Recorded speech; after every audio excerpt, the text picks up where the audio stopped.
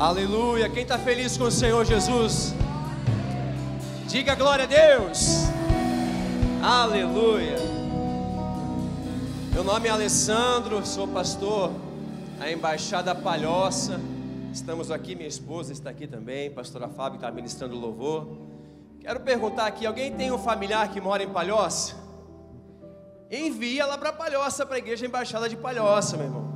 Nós estaremos lá de braços abertos para receber a cada um dos seus familiares, aqueles que o Senhor tem nos enviado até aquele lugar, estão sendo alcançados pela poderosa palavra do Senhor. Amém? É um prazer, é uma honra estar aqui hoje compartilhando da palavra do Senhor. Gostaria de pedir que você colocasse a mão no seu coração. Quero dirigir mais uma oração ao Senhor neste momento. Eu não sei como você chegou aqui hoje, não sei de que maneira você chegou aí, e eu não estou falando se foi de carro, de ônibus, de Uber, de bicicleta, mas a maneira que você chegou com o seu coração. Eu não sei como você chegou, qual é o estado do seu coração, o seu estado emocional, mas uma coisa eu tenho certeza no meu coração: Deus é poderoso para fazer infinitamente mais daquilo que nós pedimos ou pensamos. Querido Deus, Espírito Santo, nós te convidamos nessa hora que o Senhor tome lugar de honra, papai, em nossas vidas.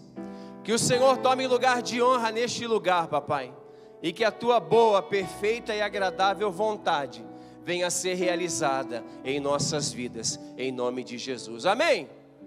Glória a Deus. Deixa eu fazer uma pergunta aqui. Quantos dos irmãos aqui, eu tenho certeza que a grande maioria, já assistiu aqueles filmes de guerra? Quem já assistiu um filme de guerra? Todos nós, a grande maioria. Todo filme de guerra, e alguns específicos, você vê um exército lutando contra o outro, posicionado. Um exército, cada um com as suas funções, cada um com os seus pontos estratégicos, os seus batalhões, os seus grupos. É o comandante, é o ataque, é a defesa, é a comunicação. Nós estamos hoje, segundo o elo dessa campanha, deste mês, dessa palavra que recebemos sobre posicionamento espiritual. Eu quero te perguntar, como você está posicionado? Eu não sei você, mas eu tenho sentido, e tem sido quase gritante dentro de mim, que nesses dias nós estamos vivendo um grande conflito espiritual, uma grande batalha espiritual, e que se você não for um guerreiro, fatalmente você vai ser uma vítima. Se você não se posicionar nessa batalha, consequentemente, você vai ser mais uma vítima. Abra sua Bíblia em Efésios, capítulo 4, versículo 17. Efésios capítulo 4, versículo 17.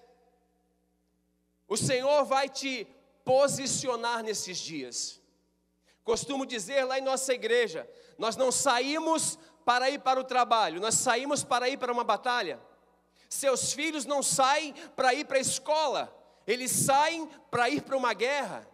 Os adolescentes que, quem sabe, estão começando a trabalhar agora, eles não saem somente para ir para o trabalho, eles estão saindo para uma grande guerra, ao qual eu e você precisamos ser os vencedores, amém? Amém? Glória a Deus. Efésios 4:17, diz assim o texto da palavra de Deus: e portanto digo isto, e testifico no Senhor, para que não andeis mais como andam também os outros gentios, na vaidade da sua mente. Vamos seguir.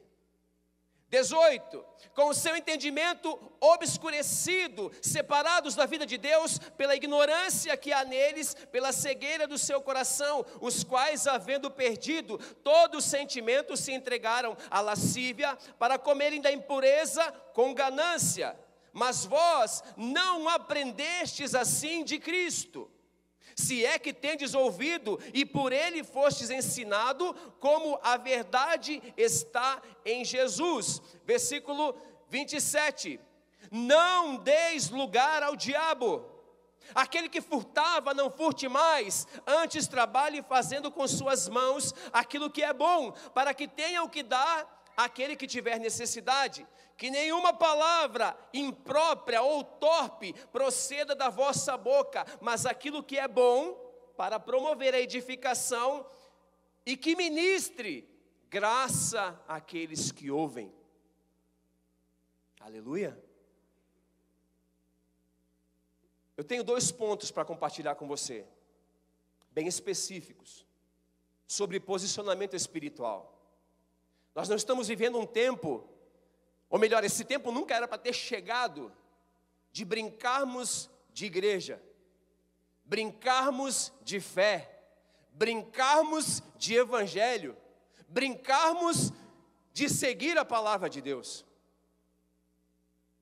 A primeira pergunta que eu quero fazer para você: quais são as palavras que têm saído dos seus lábios nesses dias?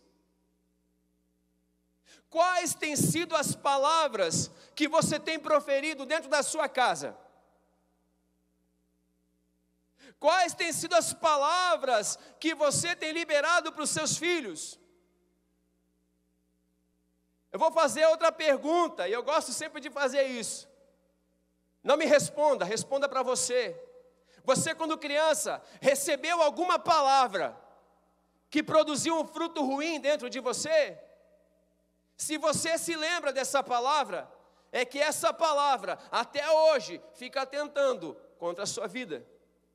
Se você lembrou de alguma palavra que seus pais, seus colegas, seus amigos liberaram sobre a sua vida, essa palavra, todos os dias, ela vai tentar produzir algum efeito sobre você. O que eu e você temos feito com as palavras, e a mesma oportunidade que nós temos de liberar palavras de bênção, às vezes nós liberamos e optamos liberar palavras de maldição. O que diz a palavra de Deus? A boca do justo é manancial de vida, mas a boca dos perversos mora a violência. A boca dos perversos mora a violência. O que é que tem brotado dos nossos lábios? É muito mais fácil, no calor de uma discussão, a gente liberar palavras de maldição. Quem é casado aqui? Glória a Deus pela sua vida. Congresso de casais chegando. Você que é casado, muitas vezes, você entra numa discussão e isso acontece com todos. O calor de uma discussão e você libera a palavra. Seu filho está ali no lado, encolhido, está ali no lado, ou está ouvindo lá do seu quarto. O que é que essas palavras vão produzir nessa criança? O que é que essas palavras, que muitas vezes você tem isso como verdade? Pastor, eu estou na igreja há mais de 20 anos. Essa palavra eu conheço há muito tempo. E são muitos os textos que falam que eu tenho que refrear a minha língua. Mas o que é que na prática nós temos feito? O Senhor está posicionando novamente famílias. A gente está vivendo um tempo que a igreja está se posicionando como igreja de novo. A igreja que ora. E eu não estou falando aqui o prédio. Eu estou falando a igreja, eu e você. A igreja, eu e você, que estabelecemos um lugar de oração em nossas casas. A igreja, eu e você, que temos lá um lugar separado para isso. Diga para o seu irmão, você é a igreja? Diga forte, você é a igreja. Amados, a maior luta que nós travamos não é aquela que tenta nos impedir para chegar até aqui. Você já venceu essa. A maior luta é quando você cruza aquela porta lá e tem a responsabilidade de ser igreja. Essa é a nossa responsabilidade. Ide e pregai a todos ide, anunciai. Essa é a nossa maior dificuldade. Nós travamos, nós bloqueamos, nós paralisamos, podemos perder muitas batalhas com aquilo que sai dos nossos lábios. O texto que nós lemos declara o seguinte: não deis lugar ao diabo, que não saia da vossa boca nenhuma palavra torpe, a não ser aquela que venha a produzir edificação, aquela que venha a produzir resultado. Essas instruções preciosas do apóstolo Paulo, que são tão atuais, que como se uma carta chegasse na sua caixa de mensagens, no seu correio virtual, agora. Instruções para os dias que estamos vivendo. Queridos, não adianta a gente colocar culpa no governo, culpa nas instituições que não fazem o seu papel. A igreja precisa fazer o seu papel. A igreja precisa voltar a fazer o seu papel. Qual que é o papel da igreja? Dobrar os joelhos e orar. Dobrar os joelhos e orar. Você tem orado na sua casa ou só quinta e domingo aqui na igreja? Você tem buscado a presença de Deus na sua casa, santificado aquele lugar, liberado palavras de bênção? Eu sou de um tempo, e não sou tão velho, que antes de dormir os filhos pediam bênção aos seus pais. Hoje o que é que nós liberamos sobre a vida dos nossos filhos antes de dormir? Será que nós passamos lá no quarto e colocamos a mão? Senhor, esse aqui é o teu filho. Eu tenho a responsabilidade de cuidar, mas ele é o teu filho, eu estou abençoando ele. Me dá as direções corretas para educar essa criança. Palavras, meus irmãos. Palavras, existe poder sobre as palavras. Provérbios 18, 21. A morte e a vida estão no poder da língua. O que bem utiliza, come do seu fruto. O que é que a gente tem comido? Que fruto tem produzido? Qual é o fruto? Qual é o resultado das palavras que estamos liberando? Tem tido resultado? O Senhor quer usar a sua vida, o Senhor quer te abençoar, amém, aleluia. Eu estou aqui para ligar junto com você todo o favor, toda a bênção de Deus, mas existe um passo que é meu e seu. Mateus capítulo 7, versículo 7, ilustra exatamente o que eu estou falando. Pedi e dá-se-vos-á. O pedir é nosso, palavras nossas.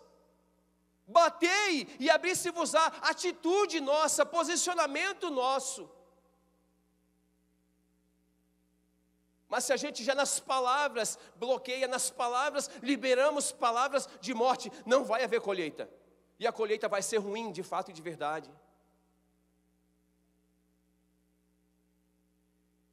Amém?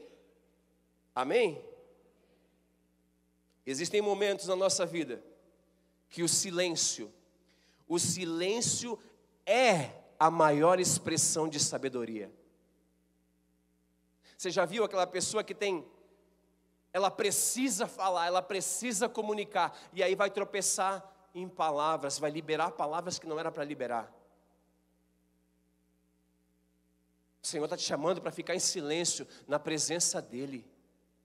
O Senhor está te chamando para ficar em silêncio e liberar aquilo que Ele pedir para você liberar. E liberar a palavra que venha edificar. E liberar a palavra que nesse silêncio você vai ouvir somente dEle. Vai bloquear ruídos ao redor. E você vai ouvir Deus falar. Segundo, o que seria esse posicionamento na prática? E aí eu me recordei de um texto maravilhoso que está lá em 1 Samuel capítulo 1. Você conhece a história? Havia uma mulher chamada Ana, você conhece a história? Esposa de Eucana, ao qual tinha mais uma mulher chamada Penina. E a Bíblia relata que essa mulher chamada Penina tinha filhos e Ana não tinha filhos. E aconteceu 3 situações dentro desse texto que eu quero compartilhar com você.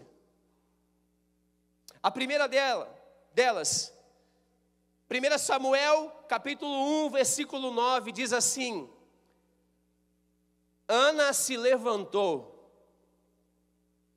Amém? Eu quero ler um pouquinho do texto aqui com você. Ana se levantou. O que é que nós precisamos fazer nesse tempo? Nos levantar, meu irmão. Nos levantar para cumprir aquilo que o Senhor tem para cumprir através de nós. Assim Ana se levantou depois que eles haviam comido em Siló. E eles, ao verem isso, o sacerdote ao ver isso, assentou-se na coluna do templo. Hoje o Senhor está te chamando para se levantar. Hoje o Senhor está te chamando para você sair da zona de conforto. Aquela mulher, quem sabe por muito tempo, já tinha se acostumado em ouvir a zombaria da sua rival, como diz a palavra de Deus. Ela já havia se acostumado, e nós muitas vezes se acostumamos também. A minha enfermidade, a minha doença, os meus problemas, é até plural, os meus problemas, as minhas dificuldades, este é o meu jeito de ser. O que é que você precisa é se levantar.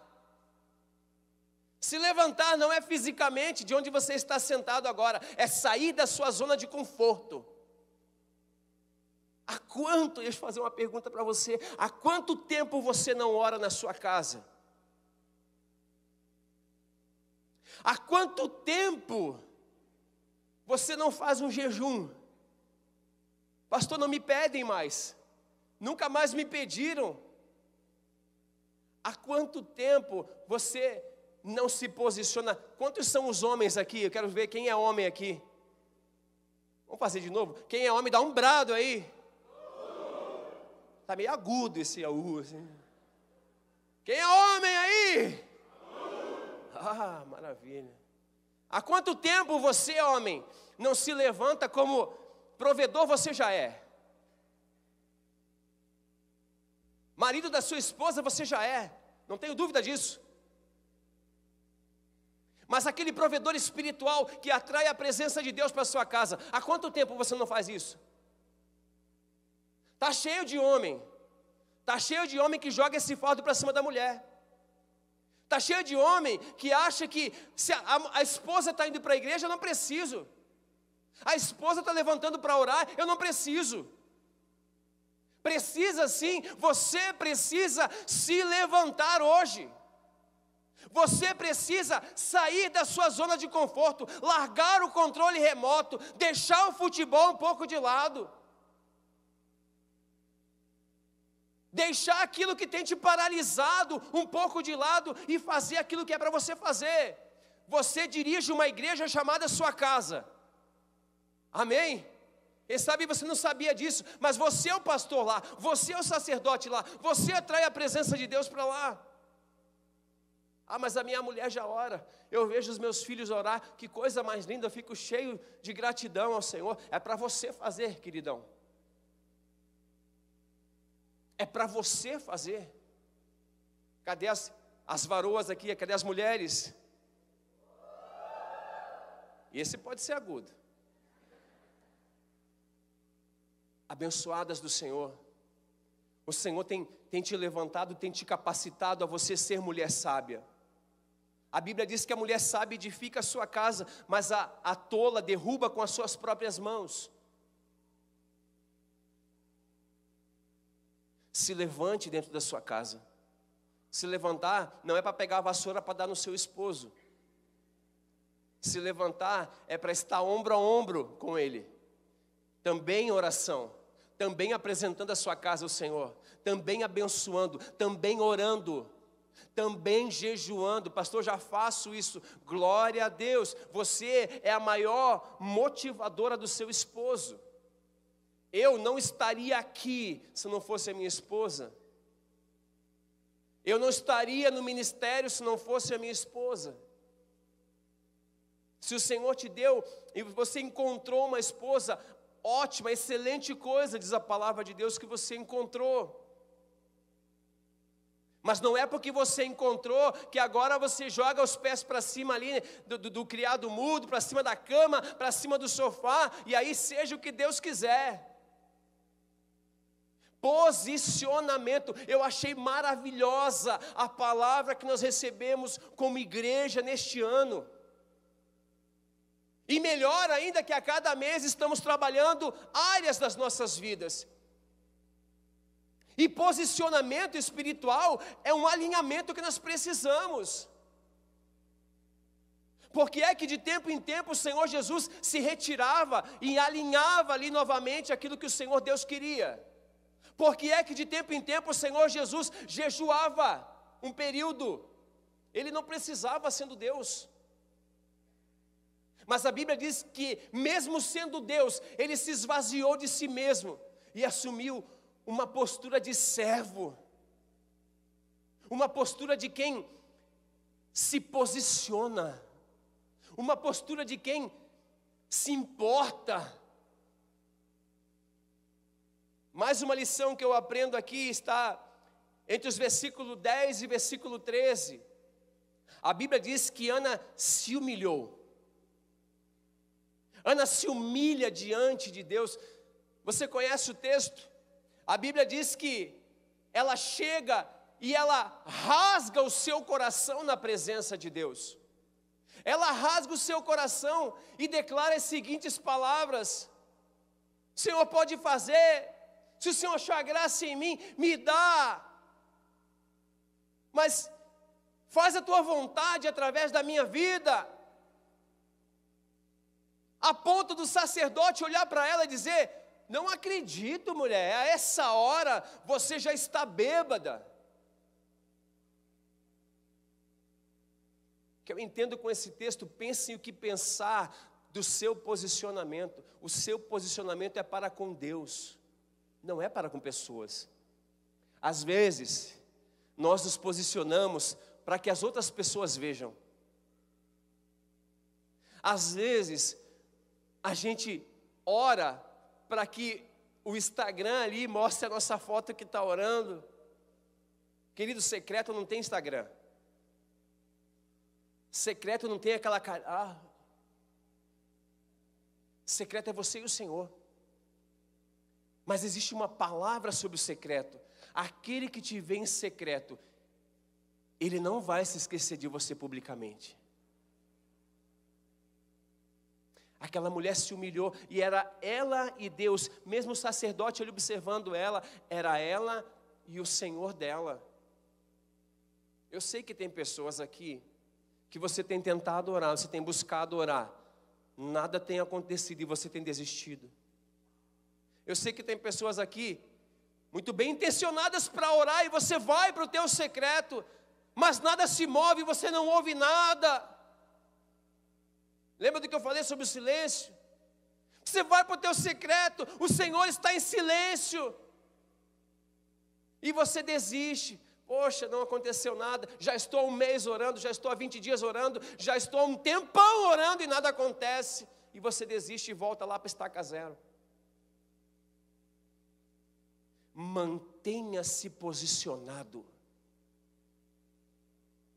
Entenda algo. Se num grande exército como somos, como igreja, uma parte só falhar, todo o restante falha. Se na sua vida espiritual uma parte falhar, tudo falhou. Se um exército na guerra lá, a parte de ataque falhou, todo mundo vai pagar a conta. Se a defesa falhou, todo mundo vai pagar a conta. A comunicação falhou, inimigo à vista, e a comunicação não funcionou, todo mundo paga a conta. Se você falhar no seu posicionamento dentro da sua casa, toda a sua família vai pagar a conta. É por isso que você está aqui hoje. É por isso que você está aqui nessa estação, nesse tempo chamado os nossos dias que estamos vivendo. O Senhor não está te chamando para status, o Senhor não está te chamando para você, se o seu nome for conhecido, aleluia, glória a Deus, reconhecido, maravilha, Jesus, mas se não, você tem uma função dentro desse exército. Nós somos um corpo, vários membros, todos ligados, e nós precisamos de cada um deles. Você é parte desse corpo. Pastor, não faço nada na igreja, não tenho oportunidade na igreja, ninguém me vê, o Senhor te vê. Você pode ser a cutícula da unha, você tem importância para o corpo. Você pode ser a unha, pode ser um dedo, pode ser um fio de cabelo, você tem importância. Eu que sei. Você tem importância neste corpo. Na sua família você tem importância sim. Quem sabe você é um filho aqui que já passou por rejeição. Você pode ser a esposa que foi traída, o marido que foi traído. Você tem importância, querido. Você é perdoado e só perdoa aquele que já foi perdoado. Só ama aquele que foi amado, e nós fomos muito amados. Demais. Amados por aquele Senhor, ao qual a pastora estava liberando palavras agora há pouco no nome.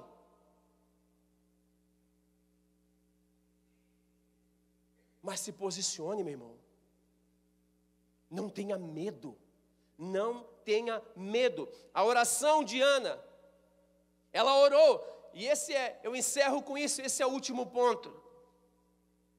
Se você observar o texto de 1 Samuel, quando Ana estava orando, Ana estava pedindo, Senhor, eu não consigo ter filho, mas se o Senhor achar graça aos seus olhos na minha vida, e de mim não se esquecer, e me der um filho, eu vou entregar esse filho na tua presença, vou deixar com o sacerdote aqui. Essa foi a oração de Ana pedindo. Mas se você observar a oração em 1 Samuel capítulo 2, versículo 1, você vai encontrar uma mulher orando, sendo grata ao Senhor. A oração dela mudou, ela não está mais pedindo, ela está adorando o Senhor, ela está bendizendo ao Senhor. Uma das coisas que muitas vezes a gente se esquece, a gente recebe de Deus todos os dias. Quem consegue fazer isso? Você está respirando, meu irmão. Você já agradeceu por isso hoje? Nós vivemos um tempo chamado pandemia, agora alguns anos atrás, que muitas pessoas pararam de fazer isso. Cristão, não cristão, preto, branco, pardo, alemão.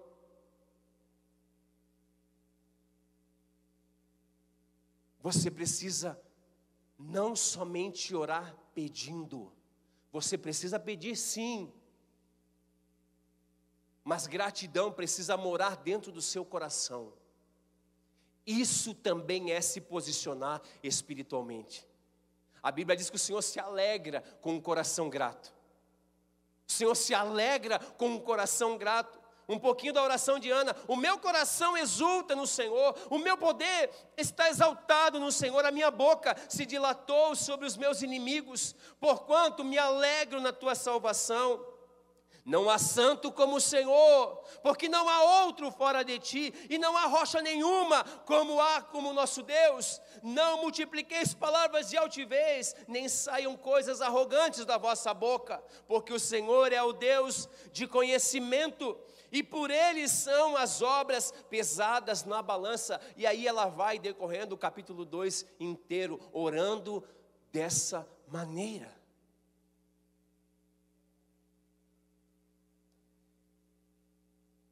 Entenda esse posicionamento espiritual, querido. Não é uma campanha somente. É um posicionamento que você precisa tomar todos os dias da sua vida. O que é que precisa mudar para você se posicionar? O que é que você precisa hoje deletar da sua casa lá para que haja esse posicionamento? O que é que precisa, que bagagem precisa deixar pelo caminho para que você ande segundo a vontade que é boa, perfeita e agradável, que é a vontade do Senhor? São as palavras que não edificam. Esse culto só vai terminar lá na sua casa, meu irmão, não vai terminar aqui daqui a pouco. Esse culto vai terminar lá na sua casa, você conversando com a sua família. Esse culto vai terminar lá na sua casa, você orando na sua casa. Esse culto vai terminar e você vai se lembrar disso. Quando seus filhos forem dormir, você vai colocar a mão sobre a cabeça deles e vai dizer: Senhor, está aqui o teu filho, me ajuda a cuidar dele, me instrui para cuidar dele, para fazer o melhor para ele.